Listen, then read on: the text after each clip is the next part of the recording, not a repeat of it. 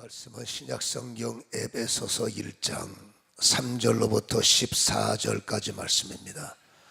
제가 13절까지 읽고 14절을 합독합니다. 찬송하리로다. 하나님 곧 우리 주 예수 그리스도의 아버지께서 그리스도 안에서 하늘에 속한 모든 신령한 복을 우리에게 주시되 곧 창세전에 그리스도 안에서 우리를 택하사 우리를 사랑 안에서 그 앞에 거룩하고 흠이 없게 하시려고 그 기쁘신 뜻대로 우리를 예정하사 예수 그리스도로 말미암아 자기의 아들들이 되게 하셨으니 이는 그가 사랑하시는 자 안에서 우리에게 거저 주시는 바 그의 은혜의 영광을 찬송하게 하려는 것이라. 우리는 그리스도 안에서 그의 은혜의 풍성함을 따라 그의 피로 말미암아 속량 곧 죄사함을 받았느니라.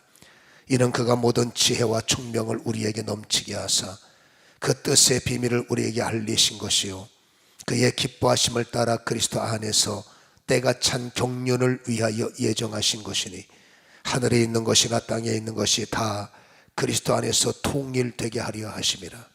모든 일을 그의 뜻의 결정대로 일하시는 이의 계획을 따라 우리가 예정을 입어 그 안에서 기업이 되었으니 이는 우리가 그리스도 안에서 전부터 바라던 그의 영광의 찬송이 되게 하려 하심이라. 그 안에서 또한 진리의 말씀 곧 너희의 구원의 복음을 듣고 그 안에서 또한 믿어 약속의 성령으로 인치심을 받았으니 14절 이는 우리의 기업의 보증이 되사 그 얻으신 것을 속량하시고 그의 영광을 찬송하게 하려 하심이라. 아멘. 찬양을 받으신 하나님께 영광을 돌립니다.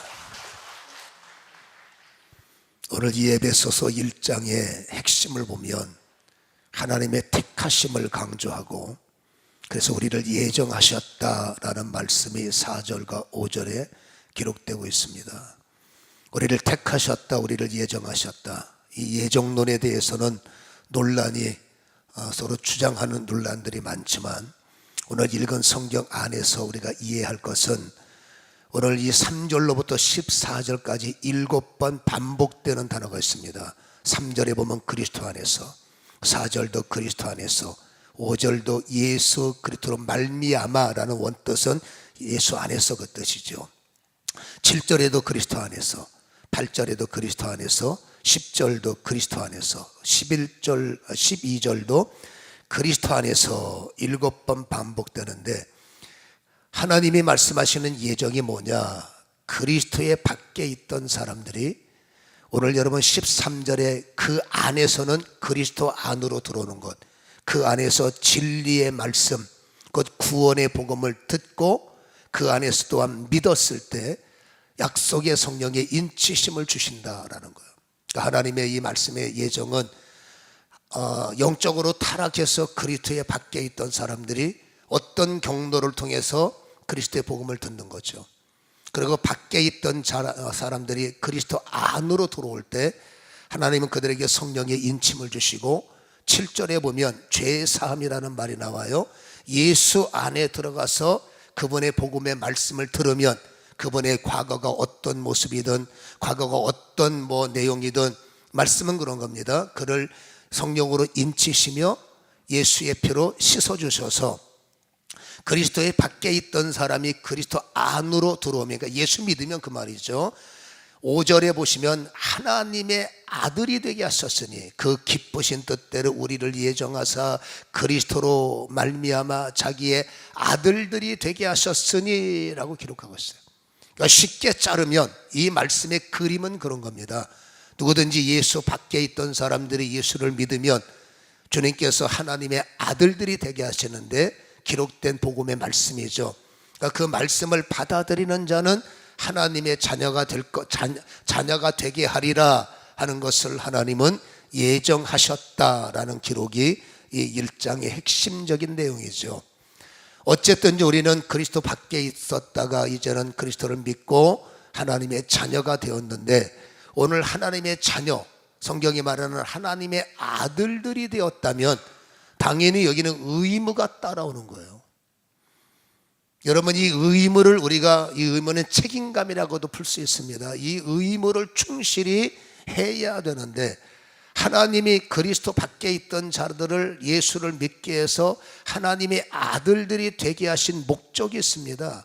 그 목적이 뭐냐면 오늘 6절에 그 내용이 나오는데, 이는 그가 사랑하는 자 안에서 우리에게 거저주시는 바, 구원은 거저주는 거예요.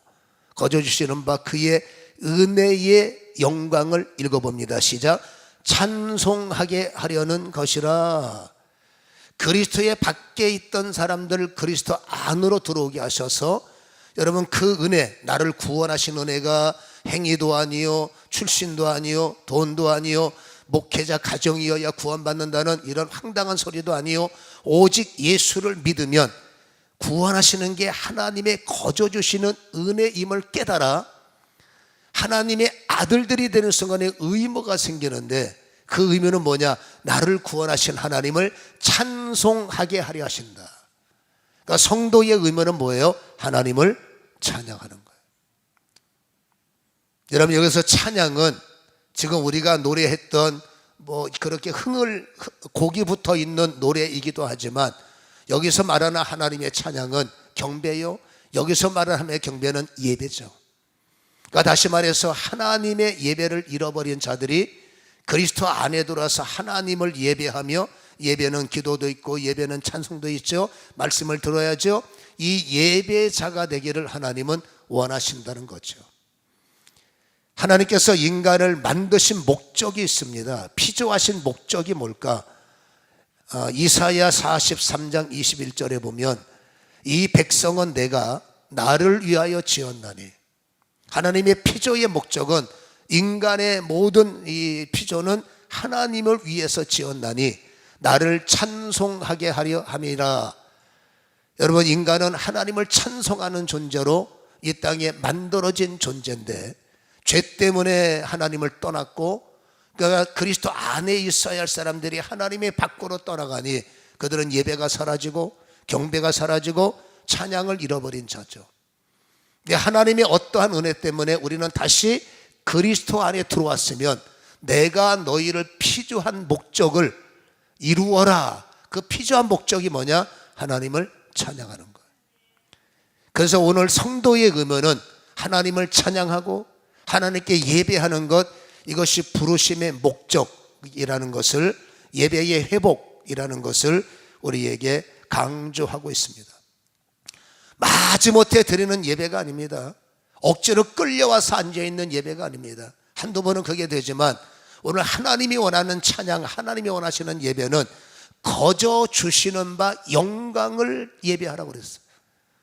그러니까 다시 말해서 나를 사랑하셔서 구원받을 자격이 없는 나를 건져주시는 그 은혜를 깨닫고, 그것이 마음의 기쁨이요, 그것이 마음의 감사요, 그것이 마음의 감격이 되어서 너희는 예배하라. 억지로 예배가 아니라 자원하는 예배요, 감사하는 예배를 선포하라. 그렇게 주님께서 말씀을 하고 있지요.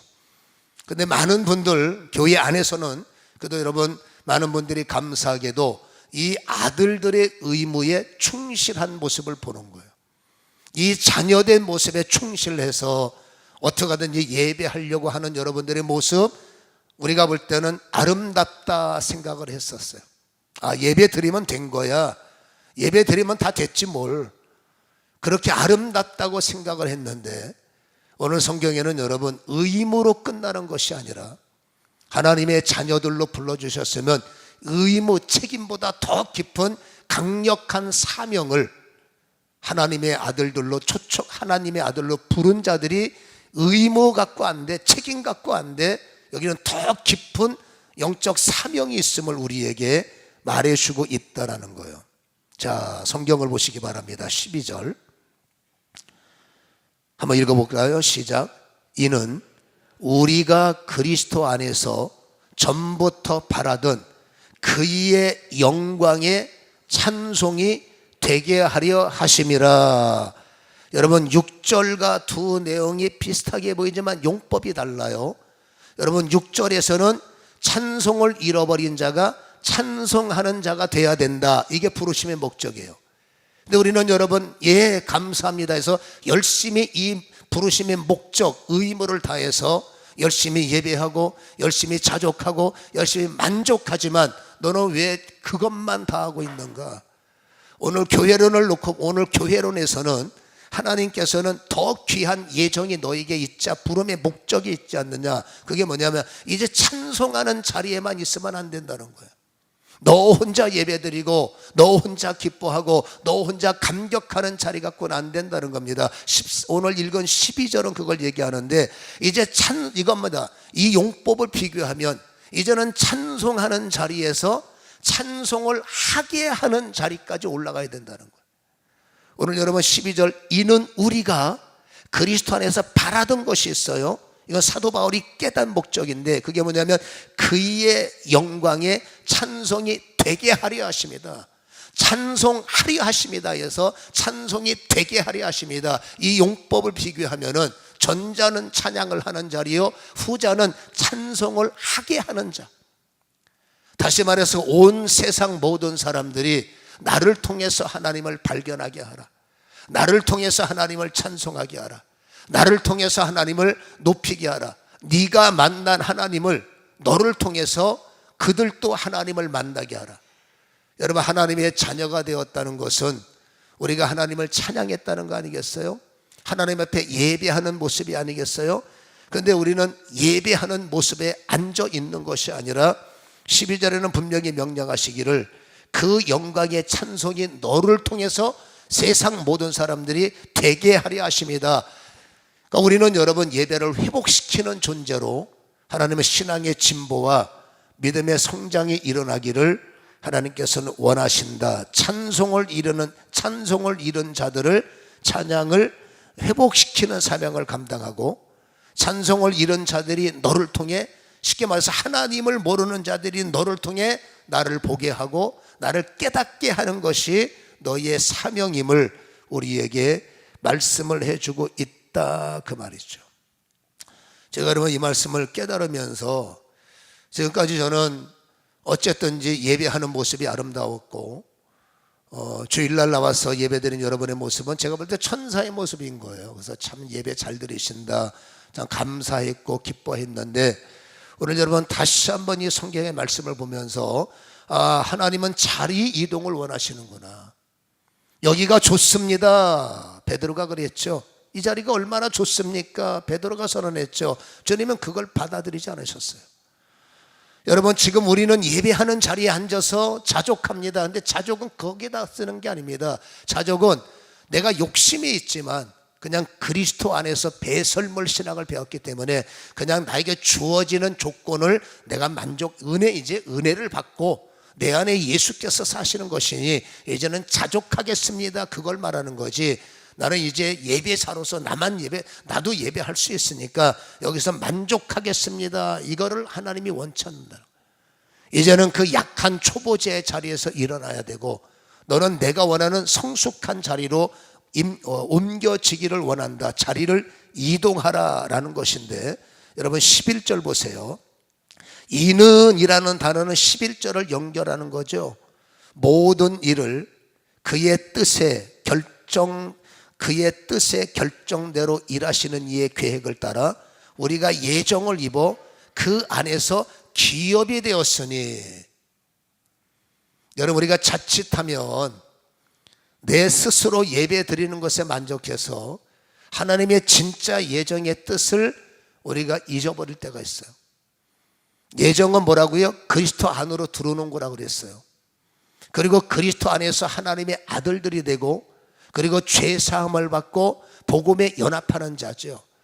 이 복음이라는 생명이 예수라는 이름의 생명이 우리 안에 들어오면 우리는 이 일이 시작됩니다. 잃어버린 하나님의 이름을 부르고 그 하나님이 원하시는 아름다운 예배자가 되는 거예요.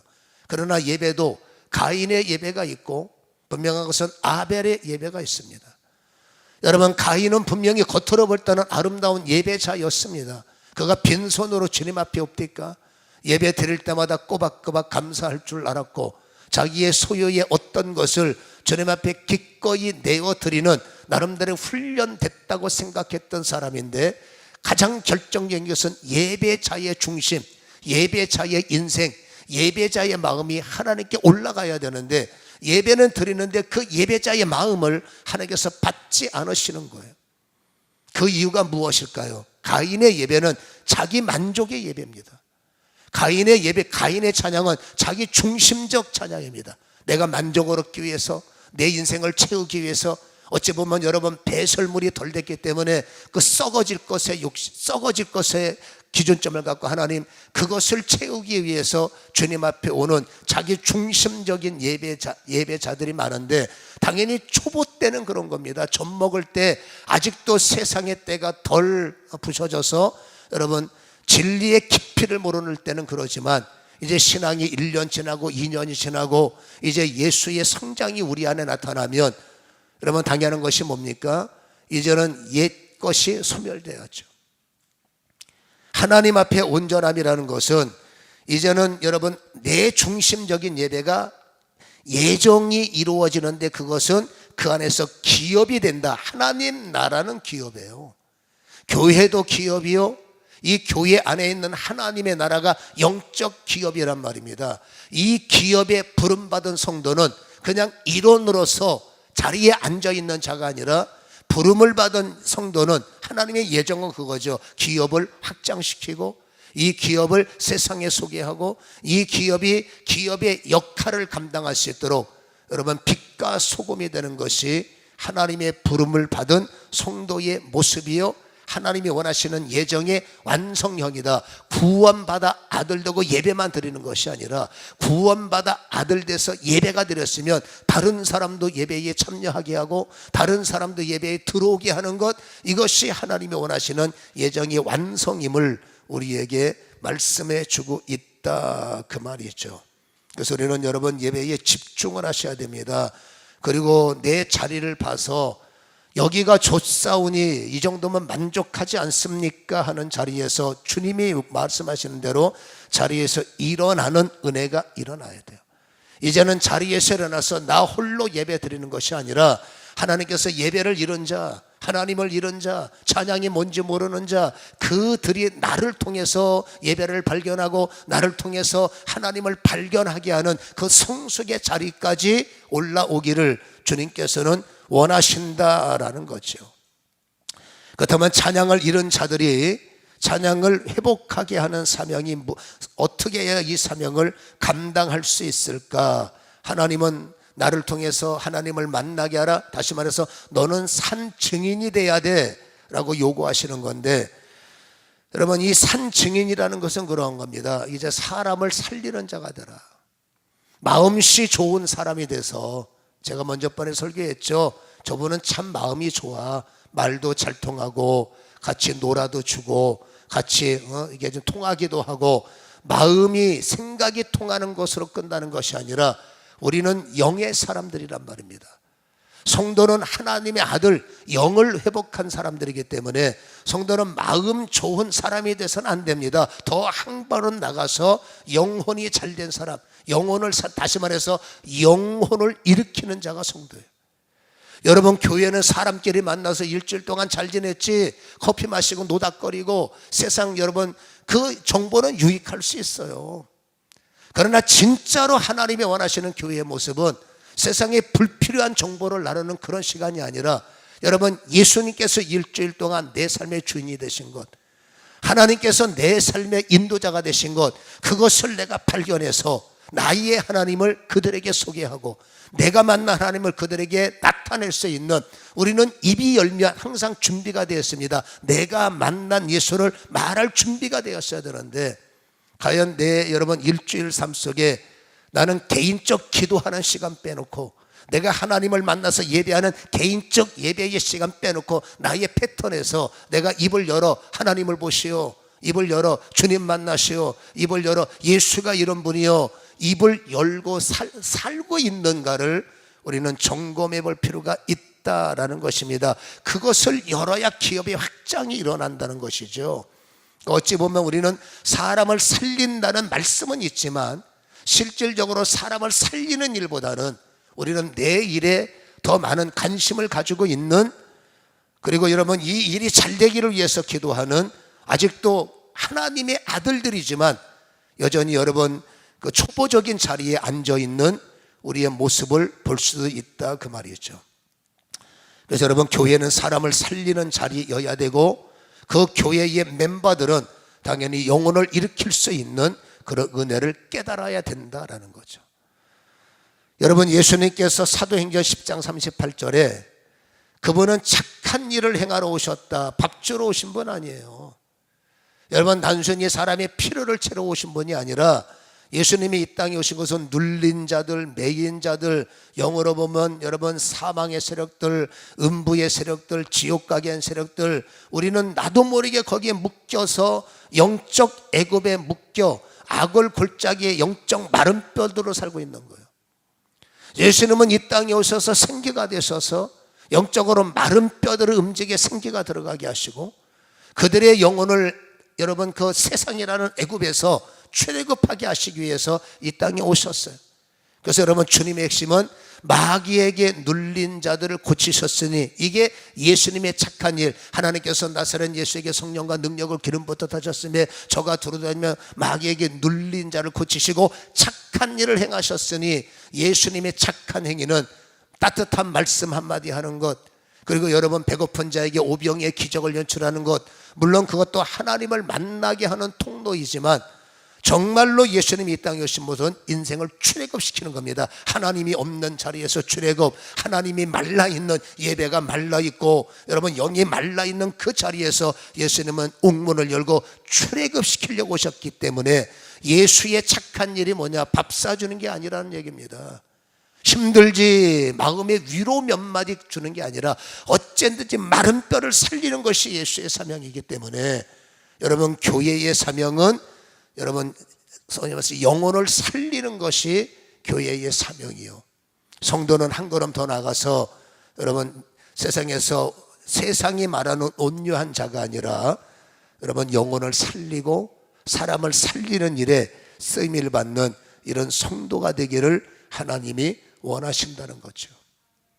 그래서 성도는 어느 곳에 가든지 친송을 받는 자가 되어야 되는 거예요. 여러분, 그 모형이 사도행전 2장에서 보여주고 있는 거예요.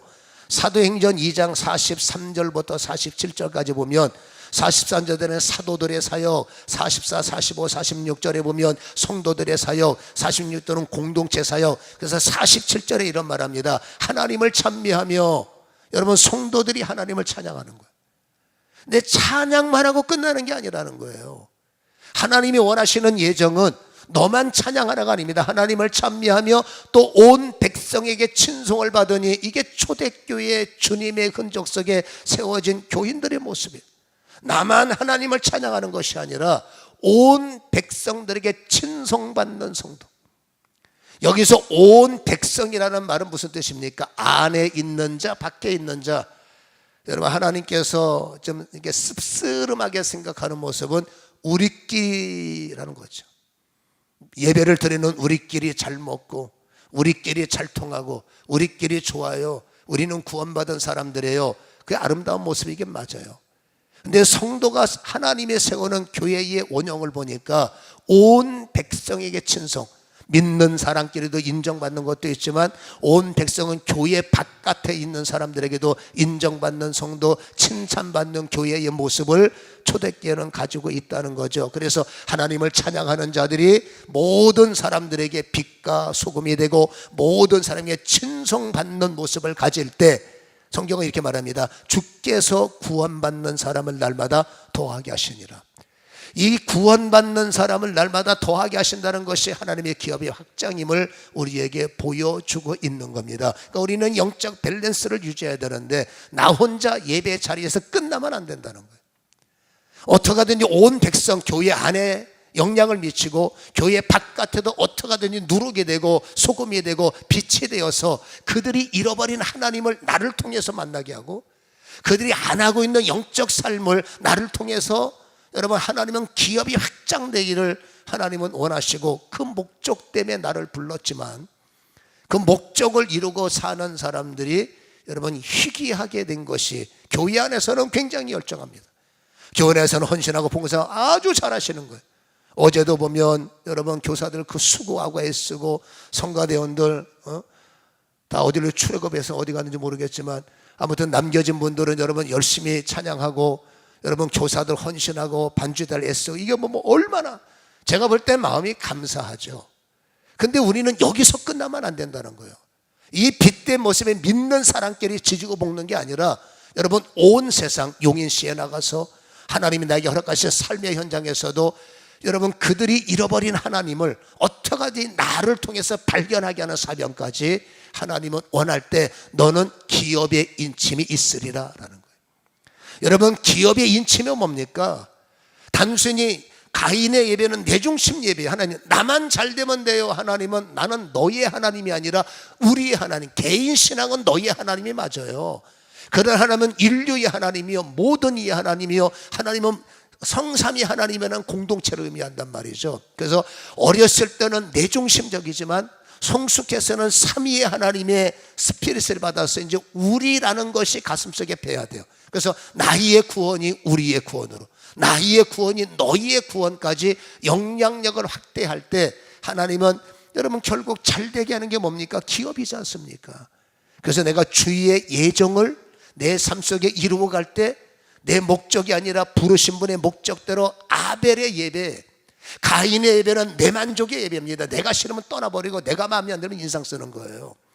그러나 아벨의 예배는 내가 하나님을 바라보는 거지 사람을 바라보는 게 아니죠. 사람 때문에 울고 웃는 가인의 모습은 졸업하고 이제 하나님으로 인하여 기뻐하고 만족하는 아벨은 자기 예배가 아니라 하나님 만족, 하나님 중심, 부르신 분의 중심의 예배가 아벨의 예배라는 것을 우리는 알 수가 있다 그 말입니다.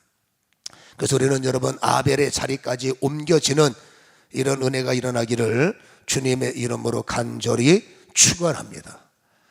사도들은 당연히 능력사역이죠. 43절에 사람마다 두려워 사도들로 말미암아 기사 표적이 많이 나타나고, 또 44절에 성도들은 어떻게 하든지 모든 물건을 서로 통용하고, 44절에 재산 소유 팔아 각 사람의 필요를 나눠주고. 그러니까 사도들은 능력사역이요, 성도들은 두 가지입니다. 통용하게 하고 나눠주는 것. 여러분 이때는 사람들이 먹을 게 없어서 어떻게 하든지 쌀이라도 만들어서 밥 해주는 것을 통해서 착한 일이라고 했어요. 근데 오늘날 이 용인 시내에서 밥 못 먹는 사람 별로 없잖아. 그래서 오늘은 쌀 가지고 돌아다니면서 예수 믿으세요, 이게 통하겠습니까? 지금은 그게 안 통하잖아요. 그래서 어떻게 하면 예수님의 착한 일을 우리 열방교회가 감당하고 주님의 예정을 어떻게 하면 우리가 이룰 수 있느냐, 우리는 시대에 맞는 거룩한 발전적 고민이 일어나야 되는데, 여러분 중심은 딱 하나입니다. 오늘 13절에 그 안에서 너희도 진리의 말씀 곧 너희의 구원의 복음을 듣고 그 안에서 또한 믿어 약속의 성령으로 인치심을 받았다 그랬어요. 여러분 내가 확신이 없는데 누구에게 확신을 강조합니까? 내가 예수를 분명하게 곧꼬라짐의 현상. 그러니까 지금 제가 고민하고 이 말을 계속 강조하는 것은 저도 어떤 패턴의 변화를 추구하고 있기 때문에 이 말씀을 계속 여러분들이 강조하는 거예요. 여러분 저희의 목회에서 하나 알지만 새롭게 붙잡는 게, 교회는 곧꼬라지게 하는 교회가 돼야 된다를 저는 다시 한번 도전을 받았어요. 여러분 바울이 주님 앞에 다메섹 도상에서 곧꼬라졌기 때문에 우리 열방교회의 여러분 예배는 어쨌든지 이랬던 저랬던 여러분 사람들을 곧꼬라지게 하는, 다시 말해서 하나님의 심에 사로잡혀 그 하나님의 심에 묶이게 하는 것을 영적 곧꼬라짐의 현상이다라는 말이죠. 그러니까 사람들이 모여서 기가 즐거웠어요 하는 게 아니라 그 하나님의 예배의 심, 하나님을 찬양하는 심, 하나님의 말씀의 심, 어떤 심에 사로잡혀 바울의 기고만장함이 곧꼬라진 거예요. 여러분 곧꼬라져야 하나님이 손대십니다. 내 자아가 살아있는데 하나님이 손대십니까? 절대 못하죠. 우리가 하는 말로 깨져야 손을 대시죠. 바울이 다메섹 도상에서 주의 음성 때문에 곧꼬라졌어요. 이거 했던 설교입니다. 2주 전에. 하나님은 그를 만지셨는데 이건 좋은 편입니다. 격한 말로 말하면 곧꼬라진 바울을 때려버렸어요. 그리고 그의 육신을 푸시기 시작했습니다. 네가 가지고 있는 너의 자랑, 주님께서 3일 금식을 시키면서 그의 눈을 부셔버리고 그의 육을 부셔버렸어요. 그리고 그에게 새로운 하나님의 세계를 보이고 하나님의 나라를 보이고 십자가의 의미를 그는 귀로만 들은 것이 아니라 목격하고 경험하고 체험하면서 아하, 배설물이었군요. 기억하시죠? 여러분, 이 신앙의 변화의 첫 발자국 어디입니다? 곡고라짐을 통해서 일어나는 거예요. 그러니까 어떻게 하든지 목사의 고민은, 여러분, 우리가 내 가인의 모습을 갖고 왔을지라도 여러분, 그 가인이 아벨 되게 하는 것은 교회의 은혜다, 그 말이죠. 내가 뭔가 부족해서 그래요, 내 만족, 어린아이는 내 만족 갖고 오지만 성장하고 성숙하면서 이제 내가 성인으로서 책임져야 할 일이 뭐냐, 의무가 생기고, 여러분, 의무, 책임감이 생기지 않습니까? 의무는 책임이니까. 여러분, 책임감을 느끼면서 이제 내가 살아가야 할 목적의 중심, 사명을 깊게 깨닫게 되는 거죠. 그래서 가장 중요한 것은 곧꼬라지게 해야 되겠구나. 이게 제가 새롭게 지금 도전받고 이것 때문에 어떻게 해야 될까 지금 계속 여러분 기도하면서 하나님의 해답을 구하는 게, 여러분, 성도들은 변화를 두려워해요. 그냥 여기가 좋은데, 이만큼 좋은데, 순서도 좋고 예배가 좋은데 그냥 갑시다. 변화를 두려워합니다. 그러나 주님께서 말합니다. 빨리 자리에서 일어나. 여기가 좋사오니 하는 자리에서 일어나서 여러분, 찬양을 하게 하는 자, 예배를 드리게 하는 자, 그러기 위해서는 성령의 인침, 즉 다시 말해서 예배를 통해서 내가 또 예배 시간에 곧꼬라지고 말씀을 통해서 깨달아지고 말씀으로 회복되고 살아나야 되는 것이 하나님의 예정 속에 들어있다는 얘기예요. 그러니까 다시 말해서 여러분, 예배의 생동력, 마른 뼈 같은 우리에게 생기가 불어오게 하는 이런 여러분 생동력, 우리가 지금 추구해야 될 저의 거룩한 고민이기도 하다, 그 말입니다. 그래서 어떻게 하든지 예배의 패턴의 변화를 통해서 여러분, 하나님의 성령께서 운행하시고, 여러분, 예배하는 모든 자들이 정말 찬송을 부를 때 눈물이 있고 말씀을 들을 때 하나님의 여러분 만져주시는 이 곧거라짐의 현상을 경험할 수 있는 경직된 모습을 좀 끊어버리고 순서에 매여있는 모습을 차단하고 여러분 마음이 좀 풀려서 출애굽해야 될 게 아닙니까 이제. 그래서 더욱더 하나님을 마음껏 경배하고 하나님을 내가 체험할 수 있는 그런 은혜가 이제 필요할 때도 열방교회는 됐다라는 것이죠. 그래서 우리가 은혜를 받아야 통용하지. 우리는 통용할 수 있는 건 딱 하나입니다. 내가 알고 있는 경험. 그러니까 만나면 밥 먹고 뭔 얘기합니까? 내가 알고 있는 경험을 얘기한다고. 근데 교회는 그런 거 얘기한 자리가 아니에요. 교회는 여러분 내가 받은 영적인 것을 통용해야 돼. 교회만큼은 내가 가지고 있는 영적인 것을 나누는 자리여야 돼. 근데 알아야 나누죠. 뭔가 받은 게 있어야 나누죠. 그러니까 우리는 입을 열면 그때나 지금이나 하는 말이 똑같습니다. 내 자랑, 세상 얘기 이런 거. 근데 그게 틀림없는 얘기죠. 그게 관심을 끌 수 있어요. 그러나 하나님이 원하시는 예정은 너 내 안에 들어왔잖아. 너는 내 복음의 말씀을 받은 자잖아. 그리고 너는 내 종이잖아. 너는 내 일꾼이잖아. 너는 내 말을 해야 돼. 이게 주님의 부르심의 목적이라. 초보의 자리에서는 나를 자랑했지만 이제 그것을 배설물로 여기고 어떻게 하든지 내가 만난 예수를 말하게 하려면 여러분 교회의 저의 사명이 뭡니까? 어떻게 하든지 굳어버린 내 마음을 하나님의 은혜 가운데 풀어버려야 돼. 여러분 들리지 않는 귀를 어떻게 하든지 뚫어야 돼요. 그래서 하나님의 말씀이 어떻게 하든지 들리게 만들고 어떻게 하든지 굳은 그 출애굽, 굳은 영적 애굽 땅에서 벗어나서 영이 좀 자유하며 심령이 풀려질 수 있는 이런 분위기가 우리에게는 새롭게 일어날 필요가 있다라는 것이죠. 아무튼 하나님께서 오늘 우리에게 이렇게 허락하신 것은 여러분 사람을 살리는 자가 될 것을 주님은 원하시기 때문에 우리는 여러분 예배도 그렇고 어떻게 하든지 하나님을 경험하고 하나님을 체험할 수 있는 이런 예배의 패턴이 필요할 때가 됐다라고 봅니다. 우리는 영적인 위로자가 육적인 위로자가 아니라 영적인 위로자가 돼야 돼요. 앞으로 금요 예배를 본당에서 드리지 않고 교육관에서 드릴 겁니다. 8월 첫 주부터. 교육관에 드리는 이유는 넓고 얼마나 편합니까? 근데 여러분 그거 갖고 안 돼요. 어떻게 하더니 내가 찬양 예배 2시 반에 설교 없어요. 2시 반에는 찬양만 하는 이유는 어떻게 하든지 내가 하나님의 패턴에 좀 맞추어서 마음에 어떤 감동이 좀 오고 그 찬양의 눈물을 찾고 그 찬양의 기도가 살고 찬양의 굳은 마음, 마른 뼈들이 살아나기 위해서 1시간 동안에 열심히 찬양하는 이유는 찬양의 은혜가 있는 분들이 있어요. 그래서 어떻게 하든지 찬양을 통해서 주님을 만나라는 거예요. 여러분, 금요일은 단순히 내가 부르짖는 기도 갖고 안 됩니다. 여러분, 생명을 살리는 자가 되려면 성령의 인침이 분명히 필요한 거예요. 그래서 금요철야만큼은 조금 더 강하게 기도해서 위로부터 성령의 인침을 받고 내가 성령을 경험해야 줄 거 있지 않습니까? 그래서 앞으로 예배의 패턴이 바뀌어지면 기도해야 할 분들, 그 자리에 앉아 계신 분들은 어떻게 하든지 참석들을 하셔서 여러분, 위로부터 스피릿이, 목사의 스피릿, 장로의 스피릿, 권사의 스피릿, 안수 집사들의 스피릿이 흘러야 교회가 생동감이 생길 거 아닙니까? 그렇잖아요. 그래서 우리는 하반기 때 이 일을 위해서 우리가 좀 마음을 좀 모아야 될 것이고, 어떻게 하든지 영적인 것을 받아서 통용하는 장로들, 어떻게 하든지 영적인 것을 깨달아서 나눠주는 권사들, 어떻게 하든지 영적인 것을 받아서 모이를 힘쓰는 안수 집사들, 이런 집사들, 이런 모습이 여러분 하나님 앞에 아름답게 자리를 내리고 뿌리를 내리는 저희 열방교회가 되기를 다시 한번 주님의 이름으로 간절히 소원하며 기대합니다. 영혼을 살리는 자가 됩시다.